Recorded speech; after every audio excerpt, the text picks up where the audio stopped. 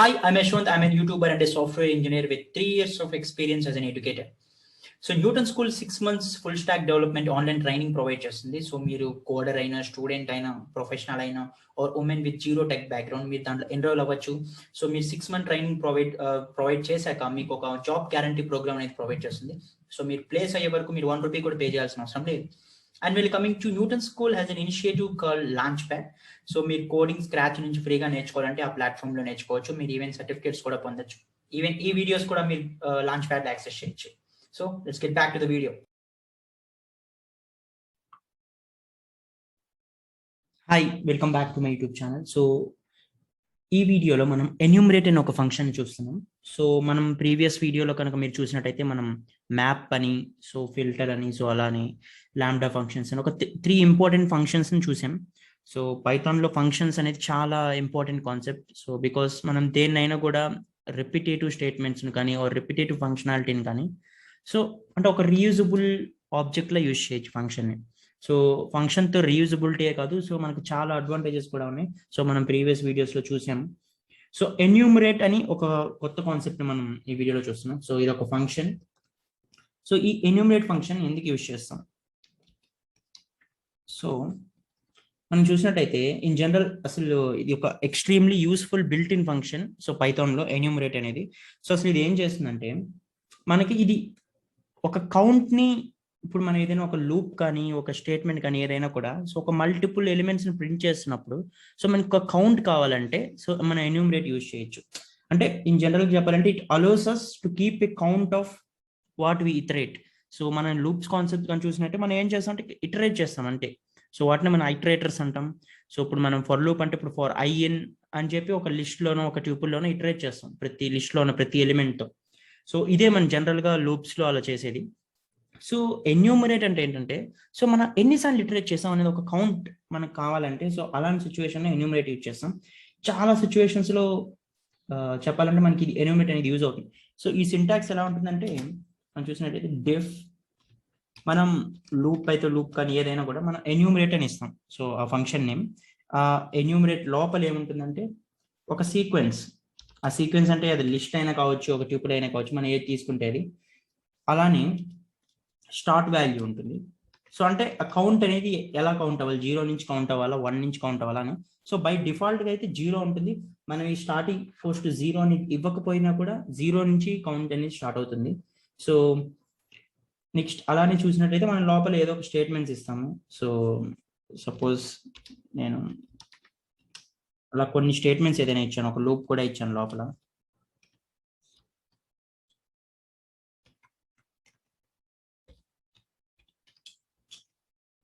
So suppose ఏదైనా ఒక sequence తీసుకున్నాం కాబట్టి సీక్వెన్స్ అని అనుకున్నాం. సో ఇది జస్ట్ ఒక సింటాక్స్, అంటే మనం నంబర్ ఆఫ్ స్టేట్మెంట్స్ రాసుకుంటాం ఇలానే. సో జనరల్గా ఎన్యూమరేట్ వల్ల మెయిన్ అడ్వాంటేజ్ ఏంటంటే సో మనం అదొక సీక్వెన్స్, ఒక లిస్ట్ తీసుకున్న ఏదైనా కూడా దాంట్లో ఎలిమెంట్స్ని మనం ఇటరేట్ చేస్తున్నప్పుడు సో మనం ఇటరేట్ అంటే ఫర్ లూప్ యూజ్ చేసైనా ఆర్ వైల్ లూప్ యూజ్ చేసైనా డూ వైల్ యూజ్ చేసైనా మనం ఇటరేట్ అనేది చేస్తాం ఇన్ జనరల్గా. సో మనకు మనం ఎన్ని ఇటరేట్ చేస్తున్నాం. సో లిస్ట్ అనేది ఒక fixed size I can say అరే టైప్ కాదు. సో లిస్ట్ అనేది మనం ఎన్ని ఎలిమెంట్స్ అయినా యాడ్ చేయొచ్చు. సో ఎక్కడైనా ఎప్పుడైనా కూడా మనం ఎలిమెంట్స్ని యాడ్ చేయొచ్చు. ఇది ఒక ఫిక్స్డ్ సైజ్ అయితే కాదు. సో అలాంటప్పుడు మనకు సైజ్ కాన్స్టెంట్ అనేది వస్తుంది ఇక్కడ. సో ఆ సైజ్ కాన్స్టెంట్ అంటే ఏంటంటే సో మనం ఎన్ని కౌంట్ చేస్తున్నామో మనకు తెలియదు. అదే ఒక అరే తీసుకుంటే సో అదర్ లాంగ్వేజెస్ మీకు కనుక సి ఆర్ జావా, C++ ఇలాంటి లాంగ్వేజెస్ ఏమైనా తెలుసుంటే మనం అక్కడ అరే కాన్సెప్ట్ యూజ్ చేస్తాం. సో అరే కాన్సెప్ట్ ఏంటంటే fixed size.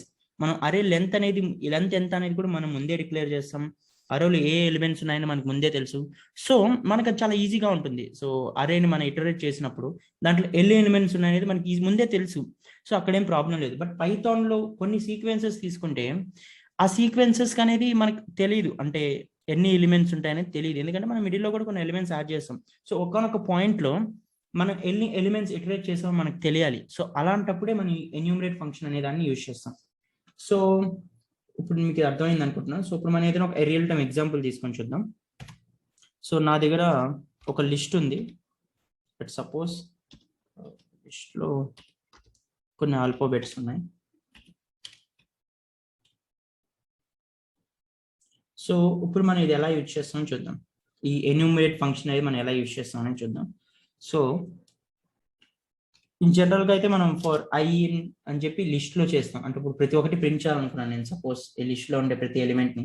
So for I in list అనేసి డైరెక్ట్ గా ప్రింట్ ఆఫ్ ఐ అనేస్తే అన్ని ప్రింట్ అయిపోతాయి, ఇది మనకు తెలిసిందే. సో ఇన్ జనరల్ గా మనం ఒకసారి చెక్ చేద్దాం. సో నేను ఇప్పుడు ఫర్ ఐ ఇన్ ఎల్ అన్నాను, print of I. So in general ఇలా చేస్తే లెట్స్ రన్ దిస్. ఇప్పుడు చూసినట్లయితే మనకు ప్రతి ఒక్కటి లిస్ట్ లో ఉండే ప్రతి ఎలిమెంట్ ఐటరేట్ అయ్యి, సో దాంట్లో ఉండే ప్రతి ఎలిమెంట్ కూడా మనకి ఇక్కడ ప్రింట్ అయింది, మనం ఇది చూసాం. సో బట్ మనకు అలా వద్దు. సో నాకేంటంటే కౌంట్ కూడా కావాలి. ఎలిమెంట్ ప్రతి ఎలిమెంట్ ప్రింట్ అయ్యి ప్రతి ఎలిమెంట్ కి దాని యొక్క కౌంట్ వాల్యూ కూడా కావాలి. సో అప్పుడు నేను ఏం చేస్తాను, సింపుల్ ఇక్కడ ఫర్ ఐ అలానే ఫర్ నమ్ అని ఇంకొకటి తీసుకున్నాను.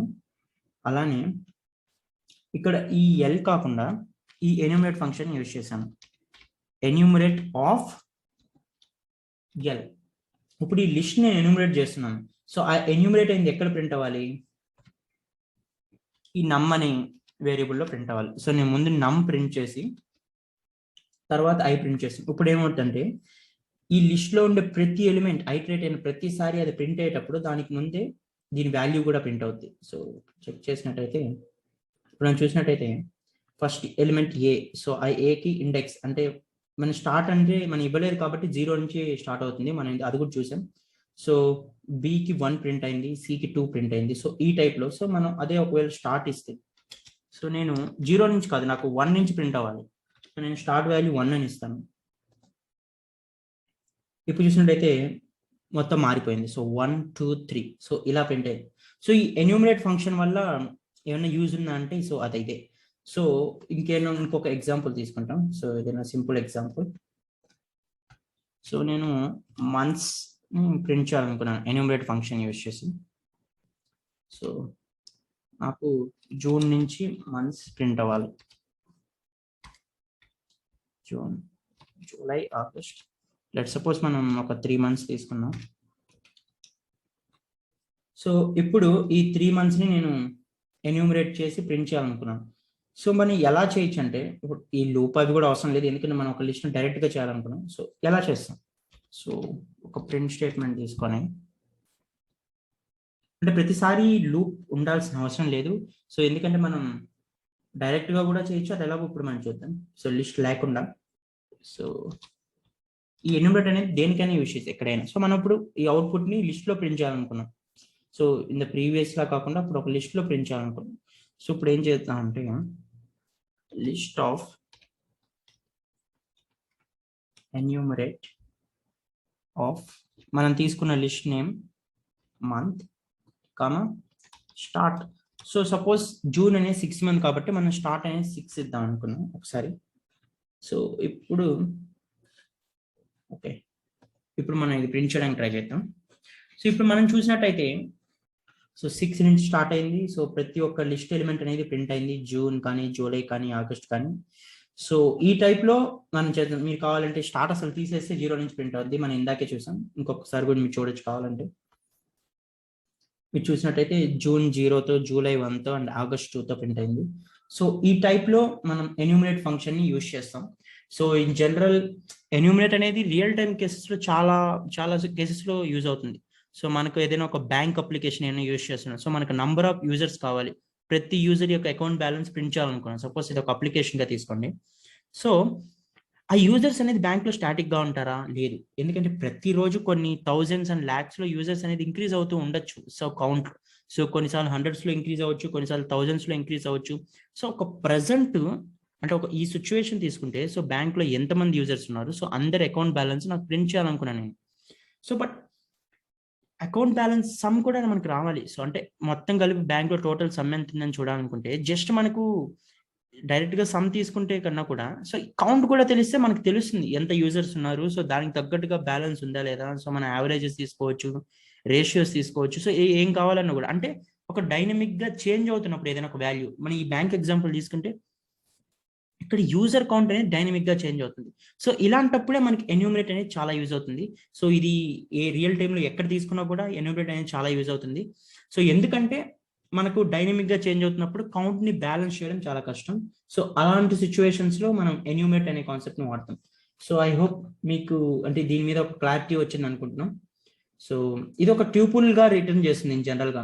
ఇంకొక మెయిన్ పాయింట్ ఏంటంటే, మీరు ఇక్కడ చూసినట్టయితే మీరు ఇది లిస్ట్లో ప్రింట్ చేసినా కూడా సో రిటర్న్ అయింది ప్రతి వాల్యూ వైజ్ చేసుకుంటే మనకి ట్యూపుల్ లా రిటర్న్ అయింది. సో ఇది ఒకటి మనం బాగా నోట్ చేసుకోవాలి.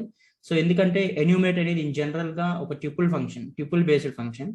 సో మీరు చూసినట్టయితే ట్యూపుల్ గా రిటర్న్ అవుతుంది.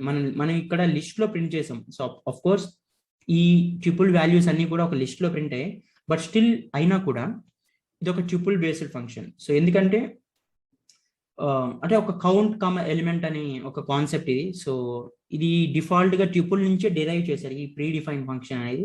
సో అందుకని సో అంటే మనం ఇందాక సింటాక్స్ కూడా చూసాం ఈ ఫంక్షన్ అనేది అంటే ఎలా ఉంటుంది ఈక్వలెంట్ గా అని చెప్పి.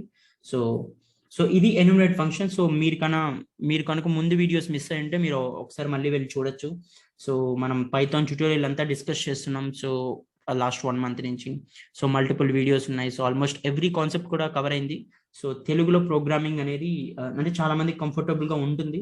సో అలానే మనం ఐ మీన్ వెళ్ళే కొద్దీ ఇంకా డేటా అనలిటిక్స్ కానీ, మెషిన్ లెర్నింగ్ కానీ, ఆర్టిఫిషియల్ ఇంటెలిజెన్స్ ఇలా మల్టిపుల్ టెక్నాలజీస్ వీడియోస్ కూడా మనం తెలుగులోనే చూస్తాం. సో మీకు నచ్చితే లైక్ చేయండి, కామెంట్ చేయండి, అలానే వీడియోస్ని షేర్ చేయండి మీ నెట్వర్క్లో. సో ఎవరైతే తెలుగులో కంఫర్టబుల్గా ఫీల్ అవుతారో ప్రోగ్రామింగ్ నేర్చుకోవడానికి వాళ్ళకి చాలా యూజ్ అవుతుంది. So thank you for watching this video.